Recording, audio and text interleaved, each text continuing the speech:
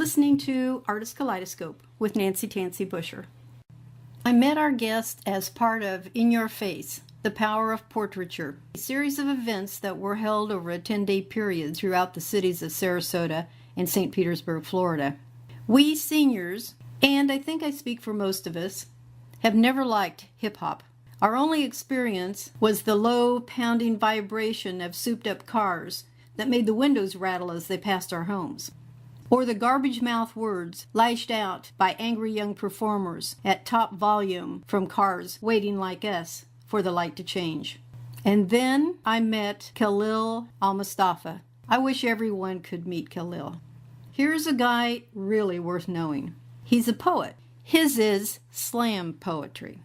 In his book, Growing Up Hip-Hop, he says, I picked up a pen because my father was not there to teach me how to fix the flat tire on my bike, or to keep me from riding my sister's pink Huffy bike with the pink banana seat, or to teach me to fight everyone who, seeing me riding my sister's pink bike, considered me the greatest threat to hood security. I picked up the pen to explain to myself why I had attended so many funerals for young black men. Kahlil speaks from the heart in words that touch us and make us want to listen. The words are clean and crisp and get the point across without any slurs, vulgarity, or antagonism. His words allow you to see into his head, and you come away with a better understanding. Somehow he has touched your soul. After meeting and speaking to Kahlil, I will never look at hip-hop the same, for I'm sorely reminded that, as in every art form, there are good works, like his, and there are bad. Hey, my mama told me, yeah, yo, Jesus is your home, boy. But while you're walking on that road, you on your own, boy. Got your own crosses to bear, so you gotta face your destiny along with your fears. And I've been fighting for years. I done seen a lot of death. I've cried so many tears. Got a reputation built on participation. Anticipated one day we might build a nation. Hey, focus and practice patience. Match it with perseverance. Do not let them statuses become an interference. The beginning's near. We exist. We already here. This is God flow. Elevated so the children in the yard grow.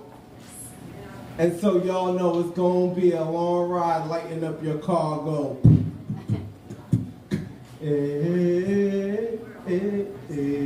What up, y'all? Pronounce your name for me. Khalil Almustafa. It's Arabic. In Arabic, it would be Khalil. Ooh. Obviously, you're a wonderful poet. Thank you. I got in on the middle of your presentation. It's just thrilling. I like the way you have such a clean presentation that really, truly gets your message across. Thank you. I've been performing for about 15 years now. And when I first started performing... Oh, you started when you were 10, right?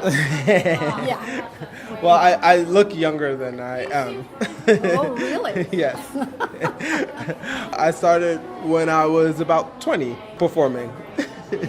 When I first started, I was so terrified to perform. I would memorize my stuff and I would close my eyes and I would just read it and then I would run off the stage and sometimes out of the venue, just nervous. So where did you begin? Where was your very first reading? My very first reading? Yeah, absolutely. Well, I mean, I started to do a bunch of open mics. I heard about this place called the Nuyorican Poets Cafe, which is a big cultural venue in the Lower East Side in Manhattan. I went to it. I got on the F train. It was about 2 hours from my house. And when I got there, the guy opens the door, and I looked inside, and he said, "Are you going in?" And I said, "Heck no!" And I went back home. Oh no! And I didn't go back for about 2 years. Oh my gosh! And then I went and I performed, and I eventually became the Grand Slam champion at the Nuyorican in 2002. After that, I was so surprised because people would ask me to perform, and then they would say, "Oh, but we can't pay you." And I would say, "What do you mean? I could get paid?" Oh yeah, hold out for the money. But you get paid now. I do get paid, and I also get to do a lot of community things. You know, my good friend Pam called me for this event. My fellow Goddard alum. We were in a master's interdisciplinary arts program at Goddard College. Yes, I'm very familiar with it. Yes, how are you familiar with it? Well, Pam and Lori and I graduated together, but they are the talent and You're the muscle. I'm the mouth. She calls me up. She invites me to this show. It was a real affirmation of my work as a poet because I had these poems from this young man who I grew up on the same block with, who's been in prisons for 20 years. And I've been reading his poetry at events. And it was another opportunity to share his work. And just to think, by choosing this profession and choosing to sit with this young man's poetry, that I'm now able to share it. The book is called I'm Free. It's an opportunity to embody his intent with the book. Yes, he's free. His words are able to reach people in Sarasota. I want to ask you too, now I did get that reading. Would it be all right if I used it? Absolutely, Okay. Absolutely. Okay. I'm sure Mikey would be very pleased. So tell me Mike's name. Well, his name is Mikey B. His book is called I'm Free. And this is my book. One of my books is called Growing Up Hip-Hop. Growing Up Hip-Hop. It's a collected poems. It starts with poems from when I was 15 years old. The reason I published some of those is because I would use my poetry to teach, and I would bring in some of my old poems in a binder from when I was younger, and I would share some of my more contemporary stuff, and the students would just yawn and say, you know, whatever. But the older stuff, when I was younger, they really loved, they really related to, so I published those as well in the book. Do you live here in Sarasota? No, this is my first time here. I didn't know Sarasota was such a happening place until I landed. I had no idea. Oh, yeah. We were just talking about that the other day. I think the whole Gulf Coast of Florida has such an arts community, all the way from St. Petersburg, well, Tampa probably, down to Naples. Amazing talent down here. It's not something I knew about. And as soon as I got here, it was really evident. I visited a school, Booker Middle School. Yes. And wow, you know, Great school. a lot of art programming there. I visited the poetry class. And those young people were talented.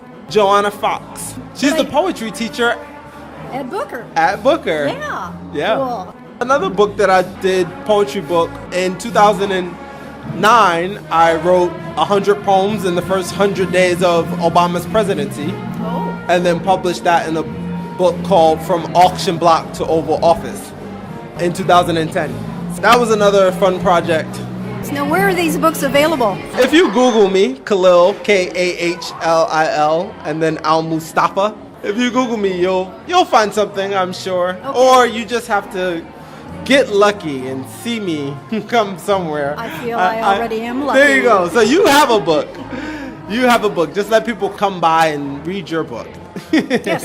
Do you have a message you would like to? I would say keep building towards hope. Hope is something that is not spoken about enough. Hope and justice. I worry that when it is spoken, a lot of people don't listen. Yes, and it doesn't matter if a lot of people don't listen. It's about the people who do listen and building one person at a time. Well, thank you very much. This has been such a thrill. Do you have anything coming up? I do have something coming up. I'm about to go sit in with the band. Are you? I think the next song is coming up is me. Thank you. Thank you.